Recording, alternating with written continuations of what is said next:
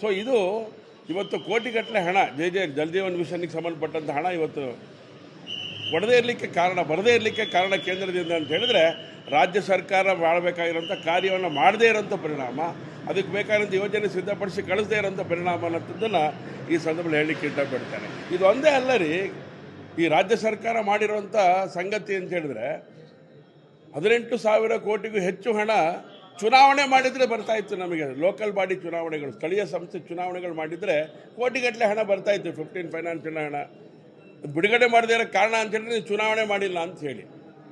So ಹಾಗಾಗಿ ಗ್ರಾಮೀಣ ಭಾರತಲ್ಲೂ ಕೂಡ, ಗ್ರಾಮೀಣ ಭಾರತ ಅಂತ ಹೇಳ್ತೇವೆ, ಗ್ರಾಮೀಣ ಪ್ರದೇಶಗಳು ಇವತ್ತು ಡೆವಲಪ್ಮೆಂಟ್ ಆಗದೇ ಇರೋಕ್ಕೆ ಕಾರಣ ಕೇಂದ್ರ ಸರ್ಕಾರದ ಹಣ ಬರದೇ ಇರೋವಂಥದ್ದು. ಸೊ ಇದಕ್ಕೆ ಕಾರಣ ಅಂತಂದರೆ ರಾಜ್ಯ ಸರ್ಕಾರ. ಈ ರಾಜ್ಯ ಸರ್ಕಾರ ಬೇಕಾಗಿರುವಂಥ ಸಂಗತಿಗಳನ್ನು ಮಾಡದೇ ಹೋದರೆ, ಲೋಕಲ್ ಬಾಡಿ ಚುನಾವಣೆಗಳನ್ನು ಮಾಡದೇ ಹೋದರೆ ಯಾವುದೇ ಗ್ರಾಮೀಣ ಪ್ರದೇಶದೊಳಗಡೆ ಡೆವಲಪ್ಮೆಂಟ್ ಆಗದೇ ಇರೋದನ್ನು ನಾವು ಕಾಣ್ತೇವೆ.